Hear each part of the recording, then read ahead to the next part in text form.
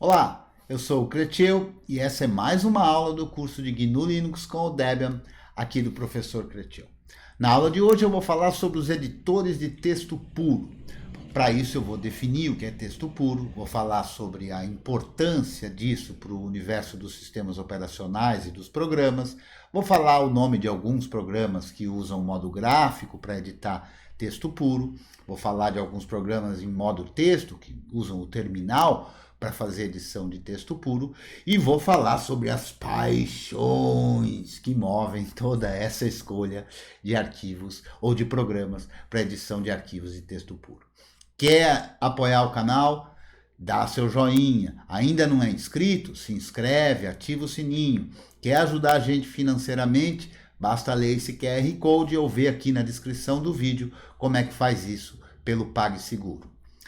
Texto puro ou também plain text, ou texto simples, ou simple text, ou alguma coisa nesse sentido, é a forma de representação, de codificação, porque você sabe que tudo é binário.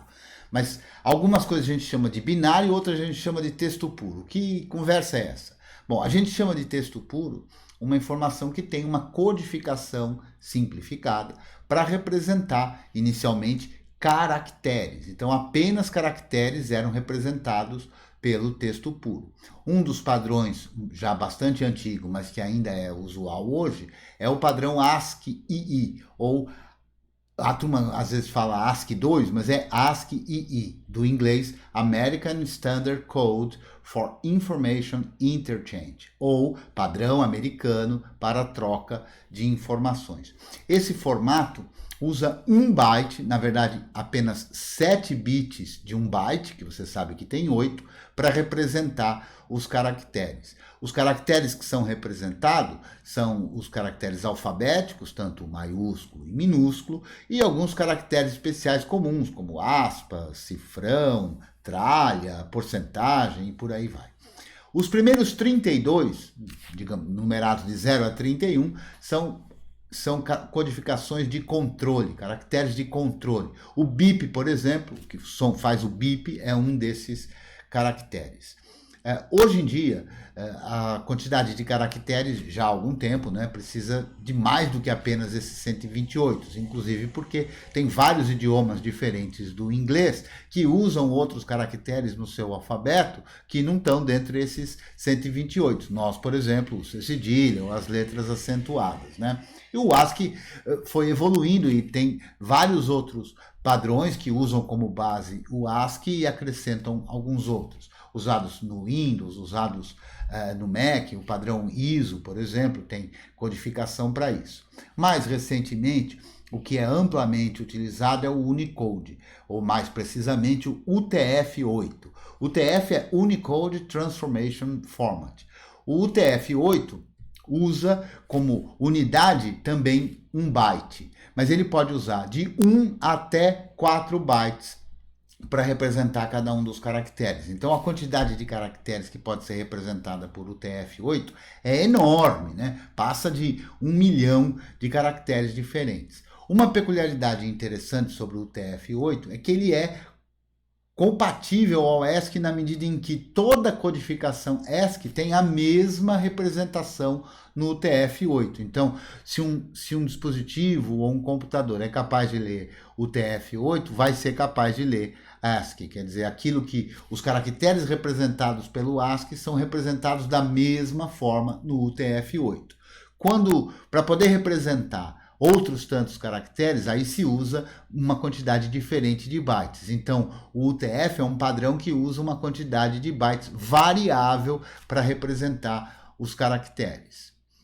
Qual a importância disso? Bom, o texto puro ele é fundamental, né, para toda a computação. Afinal, todas as linguagens de programação que a gente usam no seu código-fonte, o tão famigerado código-fonte que a gente fala muito quando fala em software livre, é escrito em texto puro. Então, programas escritos na linguagem C, por exemplo, ou na linguagem Go, essa mais nova, usam texto puro para escrever o código, né? Então o código é todo escrito em texto puro. As linguagens interpretadas, como PHP, Ruby, Python e tantas outras também usam texto puro para sua representação. Não é só a programação que envolve texto puro. Na web, que a gente usa hoje em dia o tempo todo, a codificação mais utilizada é justamente o UTF-8, né? Ou a ISO 9 alguma coisa, que também usa texto puro. Então, fundamentalmente, toda a web é texto puro, né? Com marcações, que são as tais das tags e tudo, mas o que está lá representado são caracteres, são números em texto puro. É claro, quando a gente vê imagem ou vídeo, é porque tem no código do HTML uma indicação para que o navegador busque essa informação, que aí sim não é texto puro. Para a gente que está aqui no curso de GNU, no sistema operacional Unix-like, tipo Unix, a gente sabe que os arquivos de configuração usam texto puro. Então, desde a edição de uma configuração, por exemplo, de rede, ou uma configuração para uma customização do seu ambiente gráfico, ou mesmo algumas coisas no servidor, como a configuração de um servidor de e-mail, servidor de arquivos, um servidor de web e por aí afora, é usado como arquivo de configuração, um arquivo em texto puro. Então, saber lidar com texto puro, saber lidar com editor de texto puro, é de fundamental importância para a gente que usa sistemas operacionais GNU Linux. Vários desses editores usam o modo gráfico, né? Então, cada ambiente desktop, cada desktop environment tem pelo menos um editor de texto puro em modo gráfico. Eu usava até outro dia o Mate, e no Mate se usa o Pluma como editor de texto puro padrão. O Gedit no Gnome, que aliás o Pluma é um fork do Gedit, mas tem o Gianni, para o pessoal do KDE tem o Kate, o Cartwright, e assim uma porção de editores, são muitos mesmo. Muitos deles, inclusive, que trabalham junto com as IDEs de desenvolvimento, né, com as interfaces de desenvolvimento, né? Então, editar texto puro é fundamental. Aqui no modo gráfico você tem aí uma porção de programas para escolher. Para quem curte mais o terminal, a gente tem também uma porção de editores de texto que funcionam no terminal ou no modo texto, né? Não apenas por uma questão de eu prefiro esse ou prefiro aquele, mas às vezes não há o que fazer, né? Se você está, por exemplo, administrando um servidor remoto, é muito mais simples você fazer a edição, por exemplo, de um arquivo de configuração diretamente conectado a ele. E não tem ambiente gráfico em boa parte deles. Eu costumo brincar que servidor que presta não tem ambiente gráfico. Mas isso é uma outra discussão que a gente deixa para outro dia. O VI, ou algum semelhante do VI, no Debian ou Vim Basic, ou mesmo o Vim, caso você instale, está em tudo que é sistema operacional Unix-like. Mais recentemente tem o NVI, que procura ser um clone lá do original VI da versão 4.4 BSD, né? Então, sempre tem algum editor de texto em tudo que é sistema Unix-like que tem um funcionamento parecido, se não idêntico, ao VI. Um editor de texto também bastante conhecido, especialmente do pessoal do Debian, é o MCEdit, que vem nas ferramentas do Midnight Commander. Aqui a gente tem a figura do Richard Stallman fantasiado de Sant Ignatius, porque é parte da igreja do Emacs. Emacs é um tipo de editor de texto que virou um formato de editor de texto, ou uma categoria de editores de texto, que surge lá em 1976, com os desenvolvedores Carl Milkeson, David Moon e Gay Steele Jr., que serve não apenas agora para editar texto, mas serve também como interface para ler e-mail, para ler feed de notícias e um monte de coisa. Os editores Emacs são muito ligados na sua customização à linguagem de programação Lisp, que é uma linguagem bem bacana também, viu? Que é muito parecido com notação polonesa reversa. Depois você pesquisa aí para ver o que é. Um dos Emacs mais usados até hoje é o GNU Emacs, que é o Emacs do projeto GNU. E tem algumas características importantes da gente falar aqui sobre o GNU Emacs. Uma delas é que quem começou o desenvolvimento do GNU Emacs foi o próprio Richard Stallman ali codificando e criando. É claro que para poder criar um sistema operacional é preciso de programas. E para ter programas funcionando é preciso de um compilador. Mas para ter um compilador é preciso programar esse compilador. E para programar esse compilador precisa ter um editor de texto. Então, dos primeiros programas que o projeto GNU começou a desenvolver é justamente o Emacs, o editor de texto, para poder fazer o código de todos os outros programas que viriam compor o sistema operacional.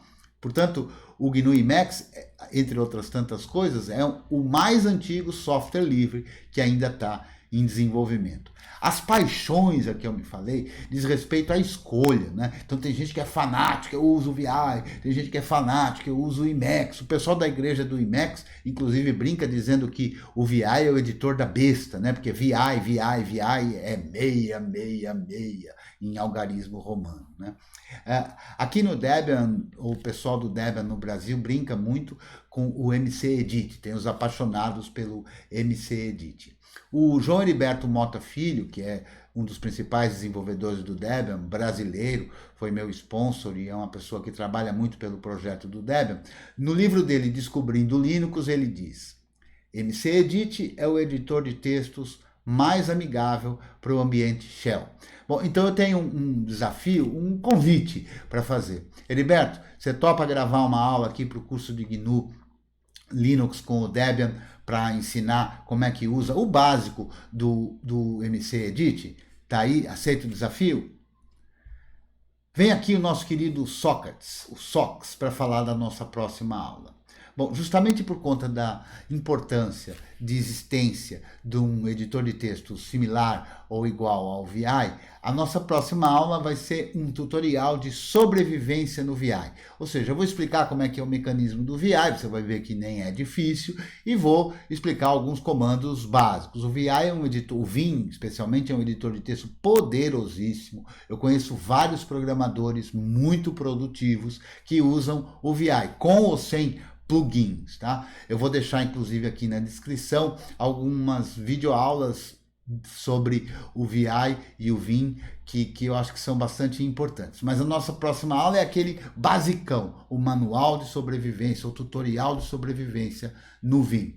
Tá gostando das videoaulas? Deixa o seu joinha. Quer apoiar o canal? Se inscreve, ativa o sininho. Quer dar uma ajuda financeira? Lê o QR Code ou vê na descrição desse vídeo como é que você faz isso pelo PagSeguro. Tá com dúvida? Você já sabe como é que faz, não sabe?